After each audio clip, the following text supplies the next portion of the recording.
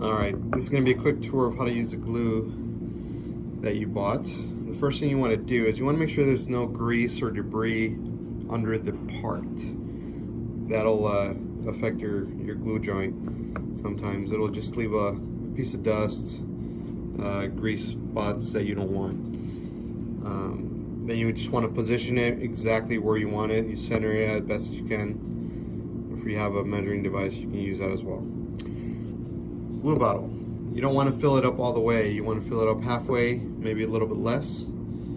So what you're going to end up doing is you're going to create a vacuum. So what you do is you squeeze the bottle. You want to squeeze it a good amount upright, almost to where there's no air.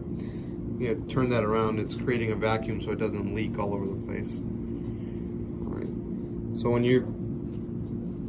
you're tilting back your part, you want to grab it from the bottom. You're gonna have a way better center of gravity and more control of the part if you grab it from here. You want to make sure your back finger isn't actually touching the base, just touching the part, because that'll make the glue run around your finger at sometimes.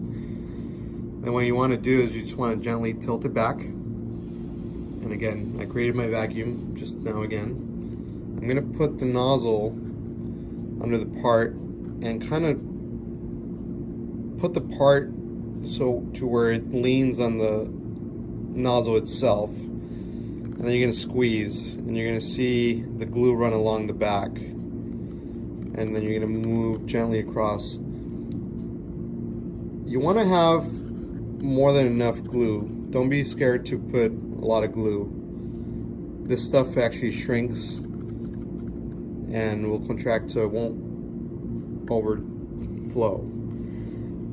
And then what you want to do is you actually want to pick up your part a little bit so your glue runs across the back, but you don't want to take it off the glue as well. You want to make sure there's an actual bubble. And once you have your bubble, you want to gently put it down and move in a circle. So if there's any bubbles, they'll actually come out.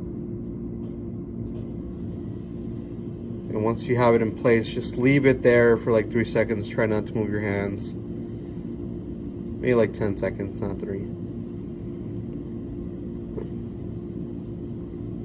So once 10 seconds have lapsed, just kind of gently move your hands out of the way. And what you're going to get is a perfect glue joint. You want to not move this part from its place for a good 5 minutes. And if you can tell the glue is actually overflowing outside the part, that's okay. It's going to end up shrinking. It's more of an evaporation, and it's going to make a perfect glue joint for you. So hopefully this helps. Now I'll make another one.